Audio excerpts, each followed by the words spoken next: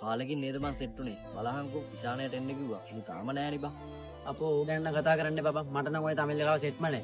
ඇයි බං උඹ එහෙම කියන්නේ? ඉස්සර අපි තුන්දෙනාම එකටනේ බං හිටියේ. අනික ඔබ මුස්ලිම්, මම සිංහල, ඌ දෙමළ. එහෙමයි කියලා අපි අතර වෙනසක් තිබ්බේ නෑනේ බං. ඒ බං දැන් උඹට ඌ එපා වෙලා තියෙන්නේ. එහෙම හිටපු කාලේ ඉවරයි බං. දැන් නම් මට ඌ සෙට් වෙන්නව නෑ බං.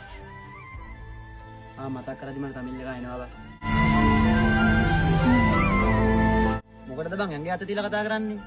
යාළු පිට් එකට බං උඹේ ඇඟේ අත තිබ්බේ. ඒකට තරහා ගන්න එපා බං. ඉෂාන්, ඔවා ගණන් ගන්න එපා බං. මොහොමඩ් උඹට විහිළුවක් කරේ. අනේ බං මන් නම් විහිළුවක් නෙමෙයි කරේ. මුට ඇත්ත තමයි කිව්වේ. ඉෂාන් උඹට මෙතන වැඩක් නෑනේ. බාපු ගමන් උඹ ඵලයන්. හරි මොහොමඩ් මම මෙතනට ආපු එක උඹට ප්‍රශ්නයක් නම් මම මෙතනින් යන්න. හැබැයි මම මෙතනට ආවේ උඹේ අම්මා අපේ අම්මාගෙන් උඹේ නංගිගේ වෙඩින් එකට සල්ලි වගේක් ඉල්ලලා තිබ්බා බං. ඒක අපේ අම්මා දීලා යන්න කිව්වා බං. ඒකයි උඹේ අතට දීලා යන්න මං ආවේ ආ. මේ සල්ලි ටිකෙන් නංගිගේ වෙඩින් එක ලස්සනට කරාම් බං. එහෙනම් මං ගිහින් එන්න. එහෙනම් මං ගිහින් එන්නම් ආදි. උඹ මොහොමඩ් එක කතා කරගෙන හිටපන්. හරි බං, පරිස්සමට ගිහිල්ලා වරෙන්. උඹගේ යාළුකම ගැන මං හොඳටම දන්නවා බං.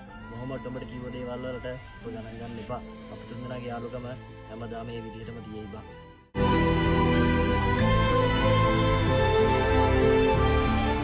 ආදි මට වෙච්ච දේ නම් එන දුකයි බං. දැන් දුක් වෙලා තේරුණා නෑනේ බං. ඔබ උෂාන්ට ඒ විදිහට කතා කරද්දී මටත් ගොඩක් දුක හිතුණා බං. ඔබ දැක්කා නේද? ඔබේ හැම දෙයකම ඌ පෙළගින් ඉන්නවා බං. ඔබේ විතරක් නෙමෙයි, මගේත් හැම දෙයකම ඌ මල්ලකින් ඉන්නවා බං. මන් දන්නවා බං. ඒ වුණාට මං ඒ විදිහට කතා කරපු එක ගැන මට මාරම අවුල් බං. ඔබ කිව්ව දේවල් ගැන දැන් පසුතැවිලා කිසිම තේරුමක් නෑ මොහොමඩ්. ඔය මේ සමාජයේ හැටි බං දැන්. අනිත් එක අපි පස්සු උෂාන්ට ඔක තේරුම් කරලා දෙමු. ඌ ඒක තේරුම් ගනී බං. අනික උඹ දන්නවද බං මේ සමාජයේ ටැමිල් කෙනාට දෙමළ කියනවා. මුස්ලිම් කෙනාට තම්බියා කියනවා. කන් ඇහෙන්නේ නැති කෙනාට බීරා කියනවා. ඇස් පේන්නේ නැති කෙනාට පොට්ටයා කියනවා. කොට කෙනාට කොටා කියනවා. කළු එකාට කළුවා කියනවා. මේ සමාජය හැටි බං මිනිස්සු පහත් කරන එක දැන් පුරුද්දකට ගිහිල්ලා බං.